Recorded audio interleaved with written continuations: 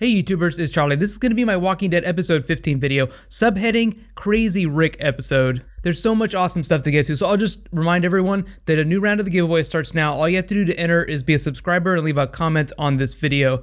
And careful for spoilers if you haven't seen the episode yet, starting with top 5 moments. Number 5, 9-inch Walking Dead nails. Technically, the band is broken up, but I love the mix that Deanna's family was listening to at the beginning of the episode. Such a great way to open the episode. I think I mentioned it in previous videos, but The Walking Dead tries to mix things up with the way they shoot their intros. Like sometimes they'll be really cinematic, sometimes they'll use really interesting music. I think my second favorite music episode of Walking Dead, or music intro, was the Bob Stokey intro from season 4. Both very sad ways to open the episode, but I felt like the Bob Stokey one was a little more melancholy. The Trent Reznor music is just to get you amped up, which is why they intercut with Carol's oven heating up. The oven of Alexandria is heating up. They also had the Carl Enid cooking timer thing too. I just love the way cooking is a metaphor for this season finale. Even though Deanna seems super pissed and she left the casserole on the doorstep, it still seems like she's coming from a place of sanity, like she hasn't completely lost it yet. She's a politician, so she knows how it goes.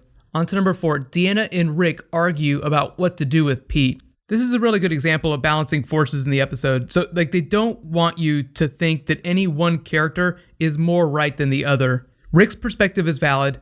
Deanna's is too. She doesn't want to kill anyone, but he doesn't want to let the abuse continue. Really the thing that sells it for me is when Rick tells Jesse later, inside here is the same as out there. It depends on whether or not you believe him when he says that, which side you come down on. If you agree that the rules of the outside world should be the same as the rules inside Alexandria, then you're in Rick's camp. Ultimately, I think most people will come down on Rick's side.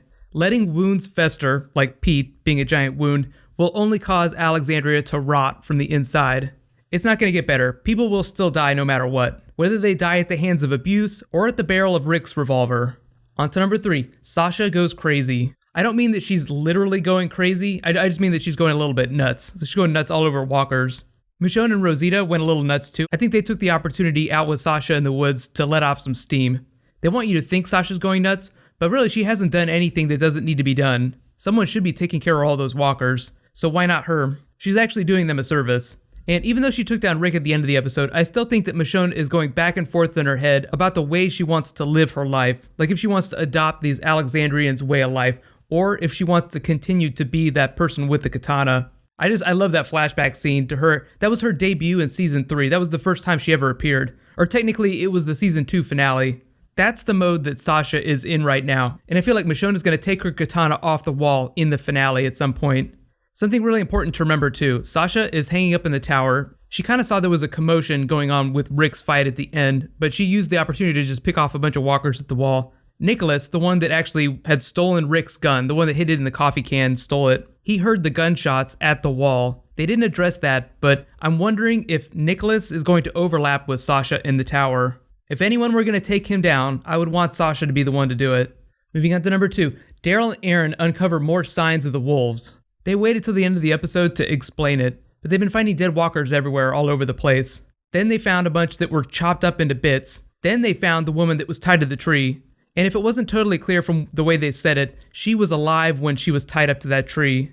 Meaning that these quote-unquote wolves are sick as shit. If you remember back to the episode where Tyrese died, there was that sign that said, "Wolves not far." I think I've said it in a couple of my previous videos, but I think they're just stand-ins for the scavengers from the comics. Just a terrible group of people in and around the DC area, not to be confused with Negan and the Saviors, totally different group. I know that doesn't answer the question as to where Morgan is, because I know a lot of people were hoping that Daryl would run into Morgan. He could still show up in the finale. There's still a lot of questions about what's going on with Morgan's storyline and how it's going to tie back in with the survivors. So just open up a bookmark in Chrome for Wolves and Morgan. And my number 1 WTF moment, of course, Rick versus Porch Dick. I think we were all expecting this to happen, so it's not a huge surprise. It's from the comics. I think the way they're doing it on the show is just a little bit different. They're drawing it out just a little bit more. But I think we all expect it to go down the same way. It's like Alexandria is Thunderdome. 2-man enter, 1-man leave. All I could think about when they were going at it, when they were actually fighting, was Peter Griffin fighting the giant chicken on Family Guy. In all seriousness, though, they want you to question as to who's going to win that fight. Like, they didn't want it to be an easy win for Rick. Pete's a big guy, and even though he's day drunk, it's going to take a lot for Rick to take him down with his fists. Normally he'd just shoot him, but I think because they were in that community, Rick was hesitant to just draw his gun and fire. That scene right after he talked to Jesse the first time was him just looking at all the kids, people sitting around. You'd think that he was formulating a plan, but honestly, I don't think that he has much of a plan in his head. He's just like, I'm gonna deal with this the way I deal with everything. The problem is they're in Alexandria and there's a giant group of people living there that have no idea what's going on and aren't used to his way of doing things. It was so much fun watching Rick try to explain himself to Jesse. He's so inarticulate, he couldn't come out and say, I really care about you. That's his Neanderthal way of communicating to her that he really cares about her.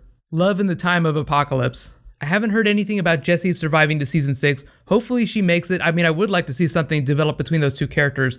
But first, Porch Dick has to be removed from the equation. So here's my big question for you guys. How do you think they're going to resolve this Rick Porch Dick situation? It seems like what they're suggesting from the teaser for the next episode that Rick will end up killing Pete, but somehow the Wolves storyline will intersect with that. So it won't just be Rick versus Pete. It'll be Rick versus Pete in the context of this greater threat of the Wolves and a giant army of walkers that seem to be massing at the gates more and more. It's kind of like the prison round 2, only this time Rick's group is the invading force. I've seen a lot of you guys' comments on previous videos from this season about, is Rick the villain this time around or not? Has he turned into Shane? Has he turned into the governor? I don't think that he has, but I think they definitely want you to wonder, because anybody who just stumbled upon this episode and had no idea who Rick is and watched that scene at the end, they would think that Rick is crazy. They're like, oh my God, what is wrong with this guy? It isn't until you look at the broader context that you start to sympathize with Rick more, because look at all the things he's been through. Had they dealt with the governor this same way, like right away, Woodbury probably wouldn't have gone down the same way. All those people probably wouldn't have died. Same thing goes for the prison. If you want to make the Rick-Shane comparison, then think about it this way. Shane was much quicker, I think much quicker than Rick to sacrifice members of the group. I think Rick still thinks about it, like it's still a measure of last resort, but he won't hesitate once he's decided that someone needs to, go. They've changed a few things from the comics. If you have read along in the comics, just use spoiler tags. It's a little more clear-cut which decision has to be made, like what Rick has to do. And the circumstances on the show that are keeping Pete alive aren't quite the same in the comics. He's not quite as necessary to the people of Alexandria as he is on the show. So don't forget, next week's episode is the finale. Be sure to subscribe to get my video. I'll be doing a double giveaway, and I'll be doing some bonus videos after the fact. I'll still do a Q&A, but I'll also do some extra bonus videos after the finale. Feel free to leave any requests, but now we're like into territory where we can talk about season 6, especially after the finale. We can start speculating on when Negan's going to show up, what's going to happen with the next big group of villains, what they're going to do inside Alexandria once they deal with Porch Dick.